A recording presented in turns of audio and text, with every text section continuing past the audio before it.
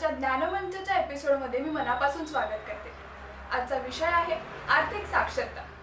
आर्थिक साक्षरता या विषयावरती आपल्याला मार्गदर्शन करणार आहेत प्रशांत गिरजापुरे यांना व्यक्तिमत्व विकास, आर्थिक साक्षरता, डिजिटल साक्षरता, व्यावसायिक मार्गदर्शन यांमध्ये प्रशिक्षणाचा 15 वर्षाचा अनुभव आहे। चला तर मग आजच्या एपिसोडला आपण सुरुवात करूयात। आर्थिक साक्षरता म्हणजे नक्की काय? फायनान्शियल लिटरसी यामध्ये प्रामुख्याने कोणत्या गोष्टी येतात? आर्थिक साक्षरता म्हणजे थोडक्यात की तुमचे पैसे कमावणे, पैसे वाचवणे आणि गुंतवणूक करणे, त्याचबरोबर या संदर्भाचं ज्ञान आणि कौशल्य म्हणजेच आर्थिक साक्षरता।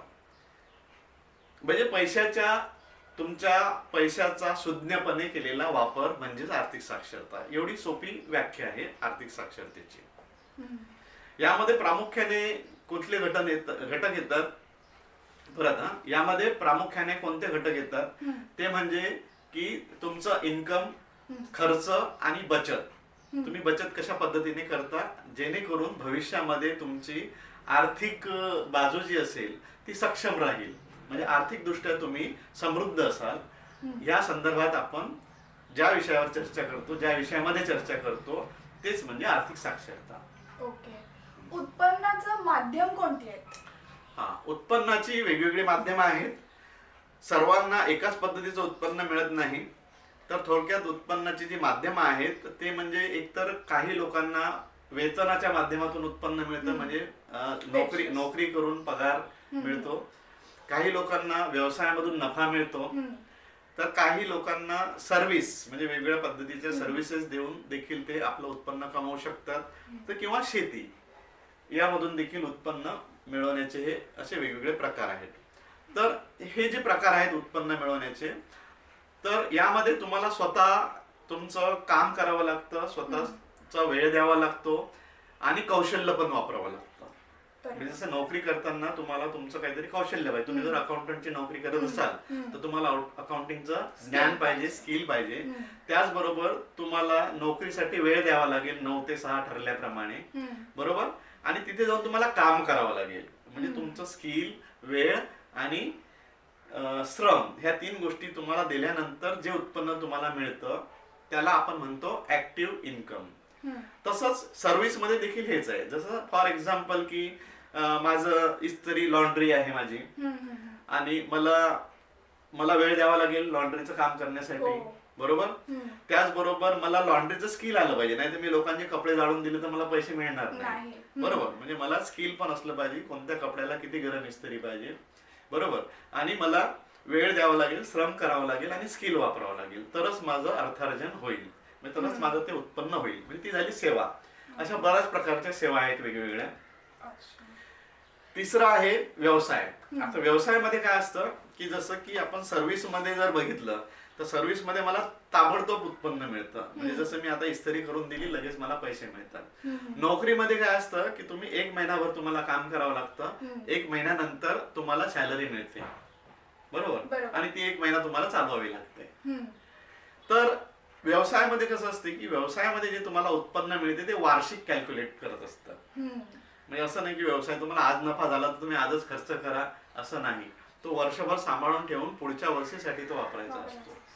म्हणजे वर्षाचं जे व्यवसायाचं जे नियोजन असतं ते तुम्हाला वार्षिक नियोजन करावं लागतं। त्याचबरोबर शेती आहे किंवा इतर काम आहे शेतीसारखी, तर ते सिजनेबल असतात व्यवसाय। म्हणजे असं नाही की शेती म्हणजे तुम्हाला वार्षिक पण नाही मिळत, मंथली पण नाही मिळत आणि ताबडतोब पण उत्पन्न नाही मिळत। तर ते 3 महिन्याचा, 4 महिन्याचा किंवा 6 महिन्याचा सीझन असतो, त्यानुसार तुमचं जसं उत्पन्न शेतीचा एक हंगाम निघाल्यानंतर तुम्हाला ते विकून पैसे मिळतात, तर ते झालं शेतीमधून मिळालेलं उत्पन्न। ह्या जे मी प्रकार आता जे सांगितलेले आहेत, source of income, salary, business, service आणि फार्मिंग, याला आपण काय म्हणतो, ऍक्टिव्ह इन्कम म्हणतो, कारण याच्यामध्ये तुमचा वेळ, श्रम आणि कौशल्य लागतं, बरोबर। हे झालं हा एक उत्पन्नाचा प्रकार। दुसरा जो उत्पन्नाचा जो प्रकार आहे त्यामध्ये काय असतं की तुम्हाला तुमचा वेळ द्यावा लागत नाही, श्रम करावे लागत नाही आणि तुमच्याकडे स्किल असण्याची गरज नाही, तरी तुम्हाला उत्पन्न येतं। श्रम न करता, वेळ न देता तरी सुद्धा उत्पन्न कसं काय मिळू शकतं? बरोबर, मिळू शकतं। ओके. तर मी पहिल्यांदा तुम्हाला जे सांगितलं ते ऍक्टिव्ह इन्कम, जिथे आपल्याला श्रम करावं लागतं, वेळ द्यावा लागतो आणि कौशल्य वापरावं लागतं. दुसऱ्या पद्धतीचं उत्पन्न आहे पॅसिव्ह इन्कम, अच्छा. जिथे या तिन्ही गोष्टींची गरज पडत नाही परंतु उत्पन्न मिळतं. कसं मिळतं? फॉर एक्झाम्पल समजा की माझ्याकडे एखादा गाळा किंवा ऑफिस किंवा दुकानाचं जागा पडलेली आहे, म्हणजे दुकान बांधलेलं आहे माझं आणि जे माझ्या नावावरती आहे, ते जर मी समजा एखाद्याला रेंटने दिलं ओके. हा. तर मंथली मला काहीतरी मिळतील की नाही त्याचे? मिळणार ना. हो. मग त्यासाठी मला माझा वेळ द्यावा लागेल का? नाही. काही श्रम करावे लागतील का? नाही. माझ्याकडे काही कौशल्य असण्याची गरज आहे का? नाही. ते म्हणजे माझं पॅसिव्ह पॅसिव्ह इन्कम. खूप बरोबर. छान. तर त्याला म्हणतो आपण पॅसिव्ह इन्कम. तर पॅसिव्ह इन्कम हे मला का मिळतं? कारण का की तुमच्या ती इन्व्हेस्टमेंट असते एक प्रकारची. करेक्ट, बरोबर आहे. म्हणजे माझ्याकडे जर काही संपत्ती असेल हम्म. तर पॅसिव्ह इन्कम जनरेट करण्यासाठी मला एक वेगळा सोर्स निर्माण होऊ शकतो. बरोबर. म्हणजे इन्व्हेस्टमेंट तितकीच महत्वाची आहे for passive income. Yes, correct, you are right. बरोबर आहे. तर कोणत्या प्रकारच्या इन्व्हेस्टमेंट आहेत ज्या तुम्ही आमच्या समाज बांधवांना सांगू इच्छिता? हा. आपलं जे उत्पन्न आहे ते आपण साधारणतः कोणत्या गोष्टीवर खर्च करत असतो? बेसिक नीड्स वरती. बेसिक नीड म्हणजे मानवी मूलभूत गरजा. गरजा. त्या कोणत्या आहेत? अन्न, वस्त्र आणि निवारा. बरोबर. हो. तर अन्न, वस्त्र, निवाऱ्या पलीकडेही आपल्या काही इच्छा असतात, हम्म. काही स्वप्न असतात, त्यासाठी देखील आपण खर्च करत असतो. जसे की कोणत्या? हा, तर जसं की आता इच्छा म्हणजे काय आपल्या, जसं की आता अन्न, वस्त्र, निवारा ह्या गरज आहे. म्हणजे तुम्हाला 5,000 रुपये महिना पगार असो, 50,000 रुपये पगार असो किंवा 1,00,000 पगार असो, तुम्हाला ह्या बेसिक नीड्स पूर्ण करणे आहेच. प्रत्येकाला कंपल्सरी आहे.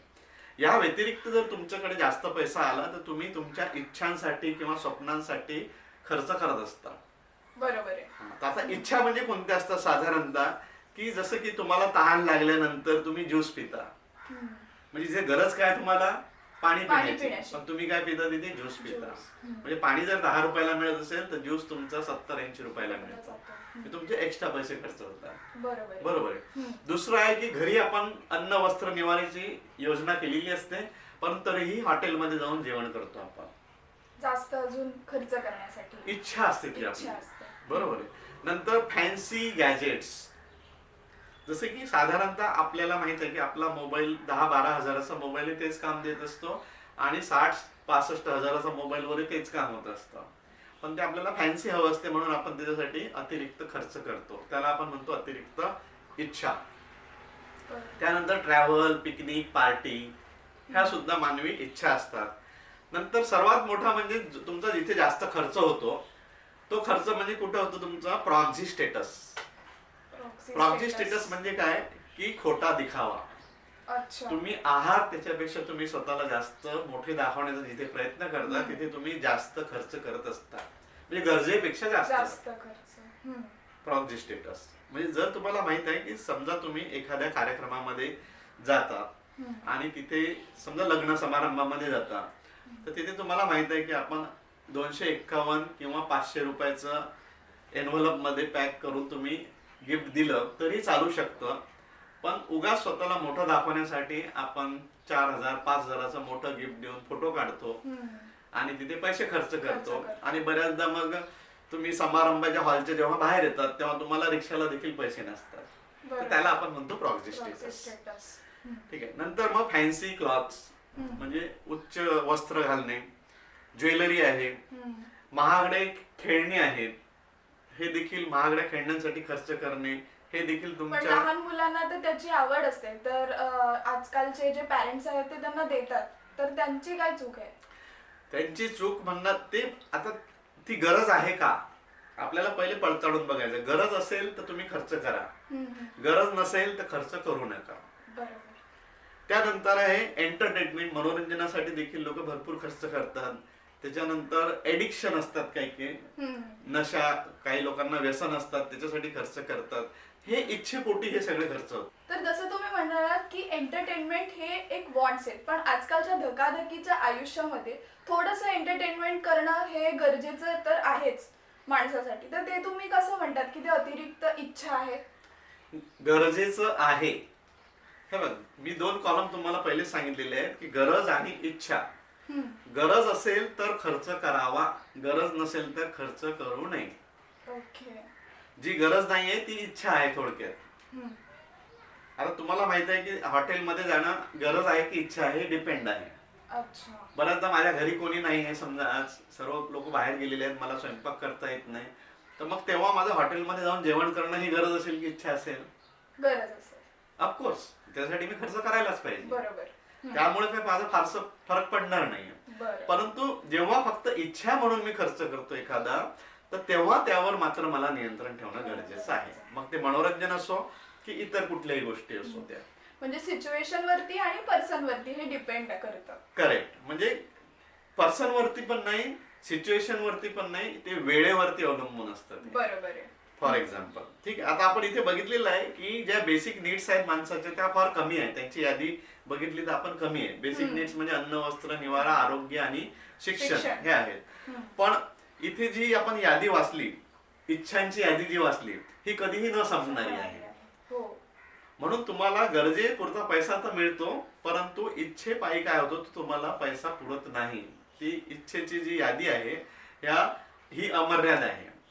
त्यासाठी तुम्हाला नेहमी पैशाच्या कितीही पैसा मिळाला तरी कमीच पडतो. मग आपल्याजवळ एकच चाबी आहे, ती म्हणजे की आपण आपल्या इच्छांवरती नियंत्रण ठेवू. मग आपण आपले उत्पन्न आणि खर्च यांवरती नियंत्रण कसं ठेवायचं? बरोबर. उत्पन्न आणि खर्च यावर नियंत्रण कसं ठेवायचं, तर मी तुम्हाला एक उदाहरण सांगतो. ओके. की 3 मित्र आहेत.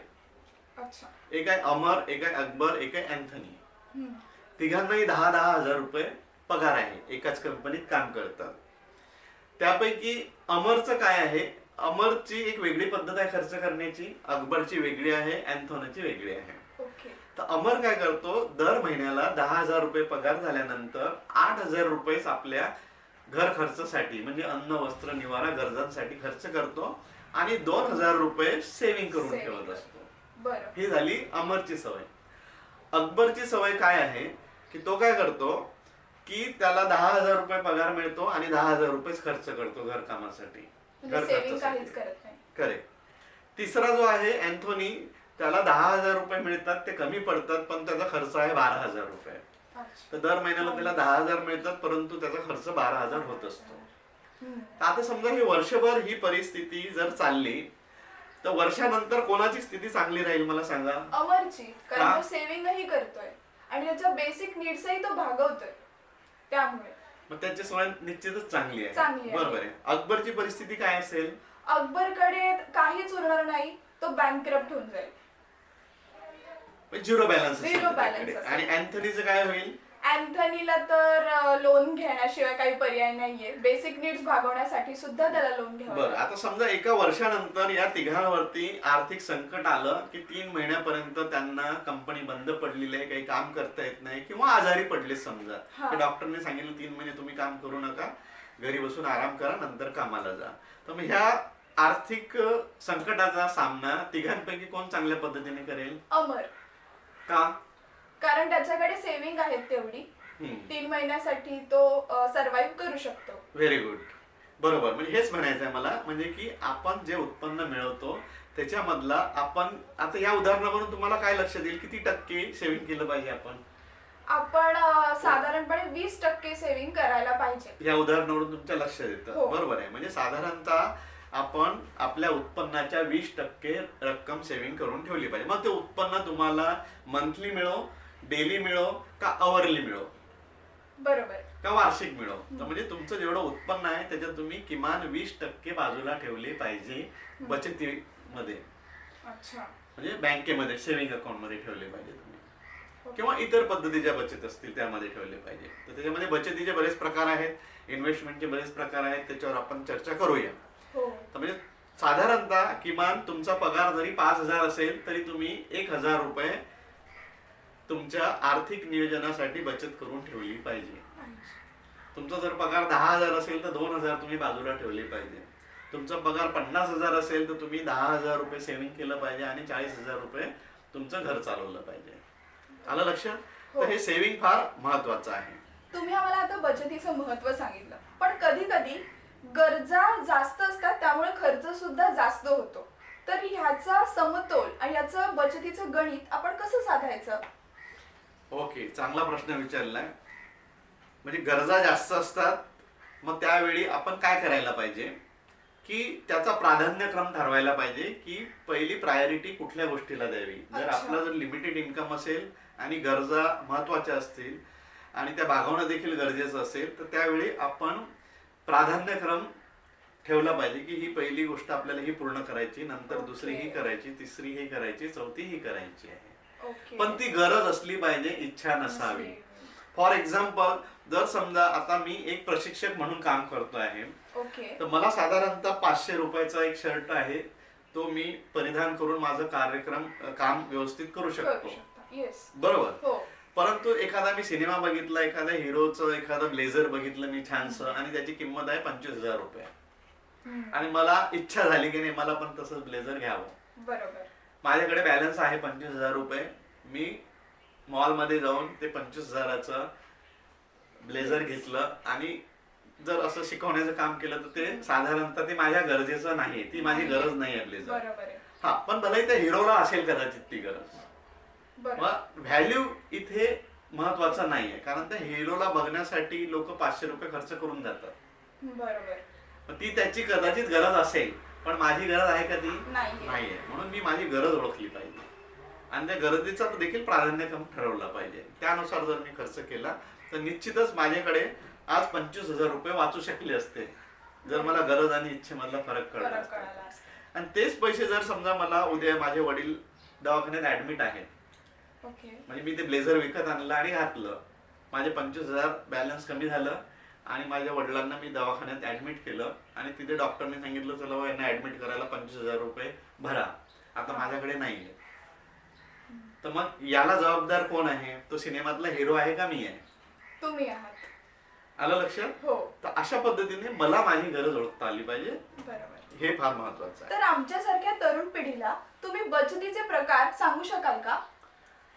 नक्कीच. बचत करणं ही फार भविष्याच्या दृष्टीने चांगली तरतूद आहे आणि बचत आपण एकाच पद्धतीने नाही केली पाहिजे, त्याच्यामध्ये वेगवेगळे प्रकार आहेत. सर्वप्रथम तर पहिला बचतीचा जो प्रकार आहे तो तुमचा बँकेचा सेव्हिंग अकाउंट. ओके. म्हणजे सेव्हिंग अकाउंट मध्ये तुम्ही जी बचत करता ती रेग्युलरली जरी करत असलात तरी सेव्हिंग मध्ये काय असतं की तुम्ही टाकलेली रक्कम कधी काढू शकता. बरोबर. म्हणजे तुम्ही जर 6 महिने 2-2 हजार रुपये जमा केले, बरोबर, तर मग 6व्या महिन्यात तुम्ही 12,000 रुपये एकदम काढून ते शून्यावरती त्याचं नियोजन येऊ शकतं बचतीचं. त्या मग त्यासाठी दुसरा पर्याय असा आहे की आपल्याला जर बचत करायची असेल तर आपण त्यापेक्षा जास्त बचत करायची असेल तर आपण किमान वापरण्यापुरते पैसे सेव्हिंग मध्ये ठेवायचे आणि त्याच्या पुढची जी रक्कम आहे त्यासाठी तुम्ही रिकरिंग डिपॉझिट, म्हणजे आरडी ज्याला आपण म्हणतो, त्या खात्यामध्ये जमा करत राहायची. म्हणजे जेणेकरून आरडीचं काय असतं की तुम्हाला एक ठराविक कालावधीपर्यंत ती रक्कम काढता येत नाही आणि सेव्हिंग पेक्षा त्याच्यामध्ये तुम्हाला जास्त व्याजदर मिळतो. त्याच्यामुळे तुमचा एक जो आर्थिक स्तर आहे तो किमान 3 वर्ष 5 वर्ष तरी तो तुमचा एक समतोल साधला जाऊ शकतो. म्हणजे आरडी मुळे तुमच्या बचतीचा जो समतोल आहे तो बऱ्याच कालावधी करता तुम्ही राखून ठेवू शकता. एक आर्थिक लेवल जी आहे ती तुम्ही सांभाळू शकता. तुम्ही एकापेक्षा जास्त आरडी देखील खात्यामध्ये पैसे गुंतवू शकता. म्हणजे तुम्हाला जर जास्त पैसे यायला लागले तर तुम्ही सेव्हिंग मध्ये न टाकता आरडी मध्ये टाकून दुसरी आरडी देखील उघडू शकता आणि तुमची आर्थिक जो थर आहे तो तुम्ही जास्तीत जास्त मजबूत करू शकता. खूप छान. त्यानंतर आणखी त्या पुढचा प्रकार आहे फिक्स डिपॉझिट. Fix deposit. म्हणजे तुमच्या सेव्हिंग मध्ये जर तुम्ही समजा 12 महिने 24 महिने काही रक्कम जमा करून ठेवली आणि भरपूर रक्कम झाली असेल तर तुम्ही ती एफडी मध्ये टाकू शकता.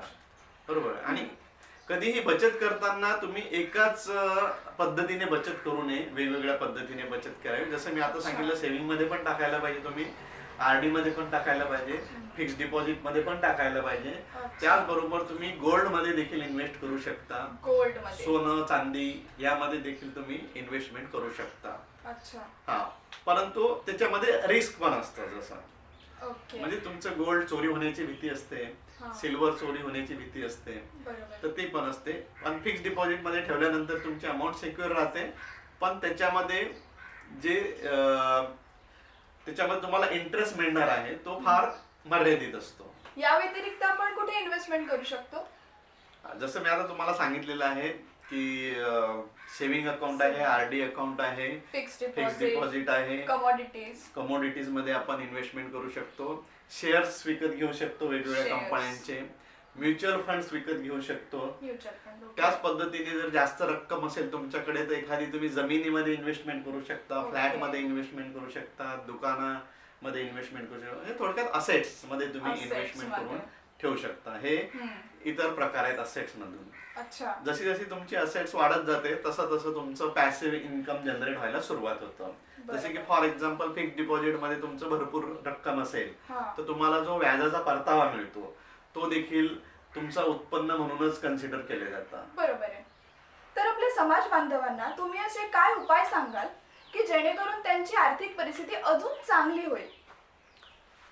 सर्वप्रथम तर आपले एकापेक्षा जास्त उत्पन्नाचे आपण मार्ग वाढवले पाहिजे, तो प्रयत्न केला पाहिजे. जसं मी नोकरीच करतोय, मला फक्त एकच पगार मिळतो, त्या व्यतिरिक्त माझ्याकडे जर वेळ असेल तर मी छोटा दुसरा व्यवसाय देखील त्याला जोडीला करू शकतो आणि त्यातूनही अर्थार्जन करू शकतो, जेणेकरून माझी उत्पन्नाची बाजू मी वाढवत ठेवली पाहिजे.